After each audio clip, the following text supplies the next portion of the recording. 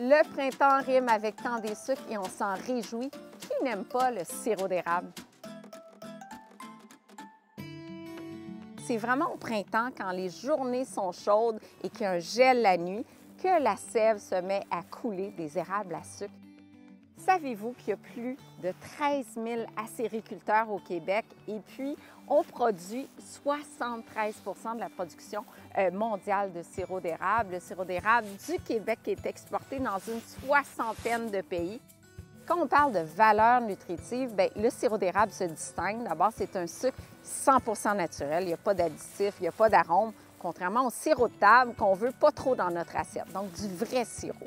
Dans le sirop, on a du manganèse, on a de la vitamine B2, il y a aussi un peu de calcium, du magnésium et surtout des polyphénols qui sont des composantes phytochimiques super intéressantes pour la santé. Et dans le sirop d'érable, on a une composante qu'on a identifiée qui s'appelle le québécol, qui a des propriétés anti-inflammatoires. Ceci dit, du sirop d'érable, c'est quand même un sucre et on doit en faire un usage modéré parce que oui, ça va influencer la glycémie. Mais il y a tellement des notes aromatiques formidables, je dirais sublimes dans le sirop d'érable qu'il suffit d'une petite quantité pour vraiment rehausser nos plats, que ce soit des plats salés ou encore des plats sucrés.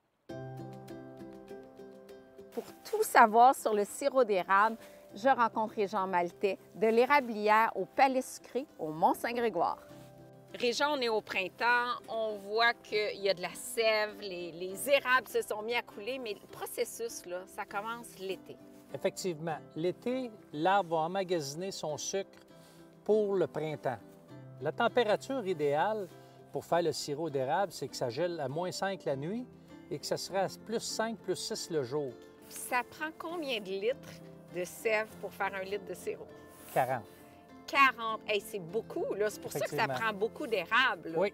Là, qu'est-ce qu'on fait pour avoir tous les produits dérivés, que ce soit du beurre d'érable, la tire d'érable?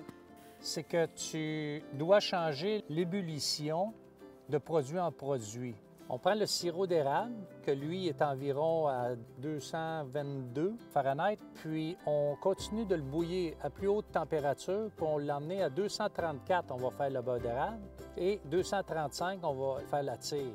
Il n'y a pas une grosse différence entre le beurre et la tire. Il faut que tu sois assez minutieux. Oui, oui, le thermomètre à côté, parce que là, on n'a pas le choix. Comment s'annonce la saison en 2022? C'est de l'agriculture, on ne peut pas le dire. C'est Mère Météo qui va décider ça. S'il fait trop chaud pendant des journées de suite sans avoir de gelée, la saison est terminée. Oui, c'est en plein ça. Il y a plusieurs produits dérivés de l'érable. En plus du sirop d'érable, on trouve en épicerie maintenant de l'eau d'érable. C'est un produit que j'aime beaucoup parce qu'une canette d'eau d'érable n'apporte que 8 grammes de sucre comparativement à 40 grammes pour une canette de boisson gazeuse. Il y a un petit goût sucré subtil qui est vraiment intéressant. L'autre produit, c'est les gels énergétiques pour les sportifs et ça, c'est vraiment bien avant l'effort parce que le sirop d'érable, c'est un sucre qui s'absorbe rapidement, donc qui est utilisé rapidement par nos muscles à l'effort. Et aussi, au bout d'une heure d'activité physique, là où le corps commence à avoir besoin d'énergie, si on est en vélo ou encore si on fait une épreuve de marathon, de demi-marathon, le gel énergétique à l'érable, c'est vraiment parfait pour poursuivre notre épreuve d'endurance. Consommer du sirop d'érable, c'est encourager nos producteurs d'ici et c'est vraiment un plaisir à savourer.